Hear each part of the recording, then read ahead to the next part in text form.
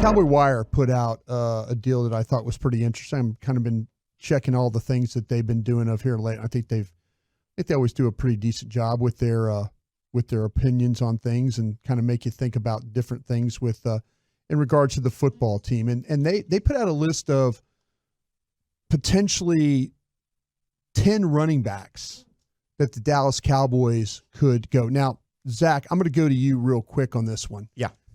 Because you've already been looking at college draft, and I know we did the draft show together. By the way, it's another thing. We had Dane Brugler on today. Nice, dude. What a treat it was to have Dane back. After you listen to our show today, please, if you want to go listen to the draft show, having Dane on was great. Did Wolchuk fanboy? I held it together. I didn't know you never met him before. Not in person. We've talked via text and Twitter, but not in person. It was our first time. Wolchuk's thought a ton about him. No, I did a great job. I think I held it together. Yeah. Okay, explain to the listeners real quick what you've seen so far when it comes to the draft at running back. I don't think you're going to get a guy in the first 50 picks or so. There's not a first-round running back like we had 2 last year with Gibbs and Bijan Robinson. You might start to get people look at Jonathan Brooks if they're comfortable with the medical, and Trey Benson from Florida State towards the back half of the second round. But otherwise, I think you're looking at 3rd round, 4th round is kind of where you're going to get a run on the running back situation. So would you guys be open then to, and Chief, I'll now ask you this question. Where's your level of comfort of finances for buying a running back? Where are you on this one? I'm kind of pretty firmly under, like you're probably not going to be getting more than $3 million a year. You know, I mean, base salary, the Super Bowl champions are consistently having running backs. Their lead running back is a guy who's making a base salary of $3 million or less. So I'd like to follow suit with those teams if possible.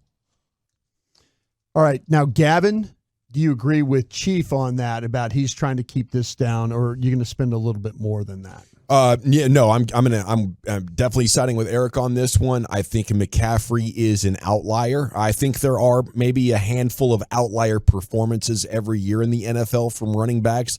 They're just very difficult to predict. So there's no way in HE double hockey sticks I'm going to be out there speculating and trying to, pin the tail on the donkey as far as paying the guy that's actually going to hang on and be great and worth that kind of an investment. You go cheap at running back and you go with multiples. That's how you get the job done.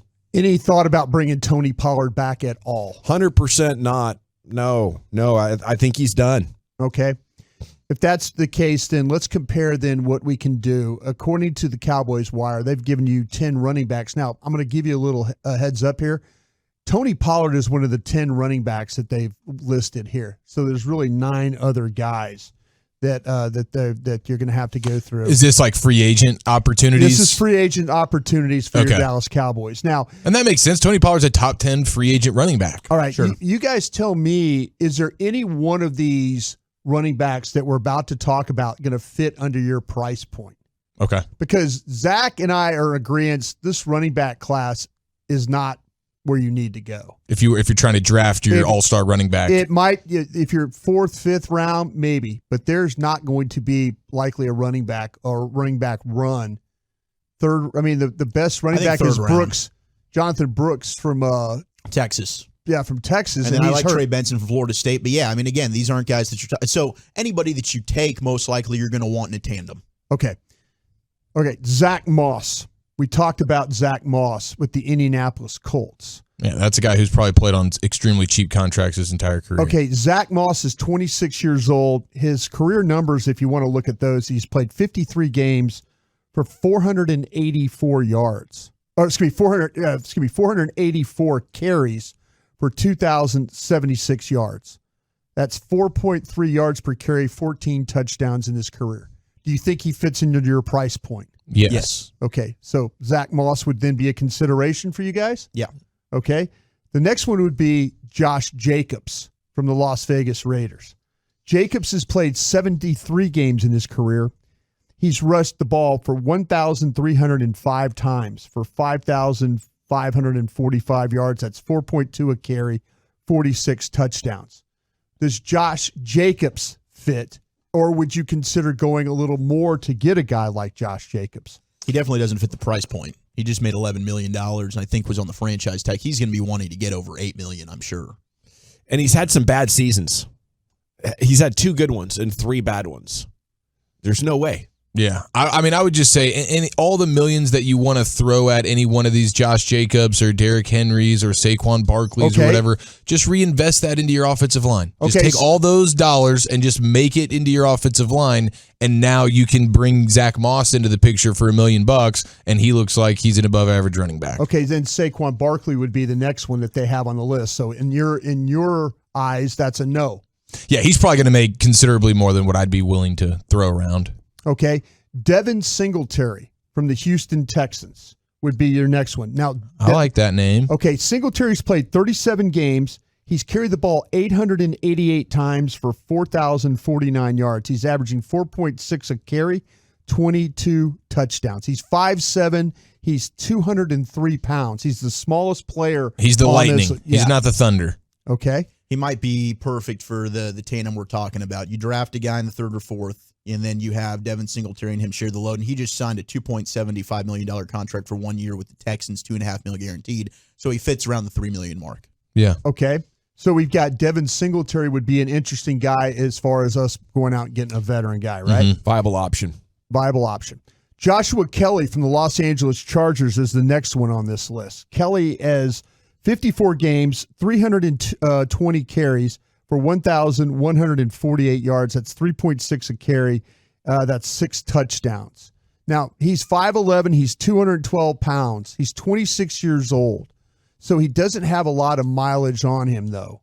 But he's most importantly, his 0.48 yards over expected were the best on the Chargers and tops in the NFL. Are we going to be able to get a guy like this? Now, we don't know a whole hell of a lot about old Joshua Kelly right now, other than he seems like a pretty young type of a player. He's a cheap guy, but the issue with him is anytime Austin Eckler missed time and they tried to go to him as their lead back, he didn't perform. Did not perform well enough. So I got a little bit of hesitation with him. Okay, A.J. Dillon then he would probably fit into the situation where he'd be too expensive for you then, right? I don't know. I don't think his price tags. He just underperformed from a 2nd-round pick. Like any Packer fans, like Sandler we talked to, they don't like A.J. Dillon. Derrick Henry is the next one on this list. Too expensive as well, or too many miles on the tires there? Both. Yeah, he meets both in that criteria. I would imagine Henry, Barkley, Jacobs, those guys are going to be getting some. There just aren't enough money. teams though that are going to be giving running backs $8, $9, or $10 million, right? Yeah, that's true. Yeah, maybe there's not. Who was it? Miles Sanders at $8 million. He got the most on the market. So these guys are going to end up taking less. But I'd be surprised if their price tag goes lower than $5 million a year. He might have to retire then if he doesn't want to bring down his. I mean, Zeke eventually figured out a place to land, but if there would have been another one after that, Derrick Henry, 30 years old, I'd be interested in under $5 million a year, Brian. Okay, so you would raise your price point up to get Derrick Henry, who for 1 year. I'd be kind of interested in Derrick Henry because I really want to take Jalen Wright from Tennessee, and he's a speed demon. Okay, but Henry's played 73 games in his career. He's rushed the ball 2,030 times. For 9,502 yards. That's 4.7 a carry. 90 touchdowns would be what you're getting there. And the final guy on this list would be DeAndre Swift from the Philadelphia Eagles. He's got 31 games under his belt, 593 rush attempts, 2,729 yards, 4.6 yards per carry, 23 touchdowns. Did he do anything for you when the couple of times you're watching Philadelphia play? And does he fit into your price point? I like him. I think that's the kind of guy around the age and the projected contract, 4 years and $22 million is what Spotrac's telling me right now. That's a tough decision. But that's in the range where I think, hey, we're paying for a veteran who's still young and it's reasonable. He's only been in the league for 3 years. He's coming off good production. It was a good offensive line in Philadelphia, but I'd want to get him in and, make sure everything checks out good. But I think that matches the description of a guy I'm willing to go to 5 on. So we got a couple of guys that we'd actually go to 5 on. Or the Henry would be a guy of consideration, according to Gavin.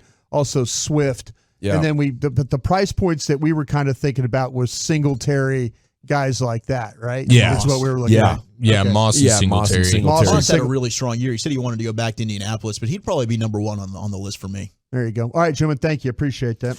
Yes, running back is huge, and we're going to be all over this deal. Free agency is really going to be rocking and rolling in about a month. At the end of February, we'll be in Surprise, Arizona, doing spring training, describing all of that action that we're watching and talking about the action coming in on the NFL Wire with all the breaking news there late February into March. It's going to be very exciting. And then the NFL draft late April, early May.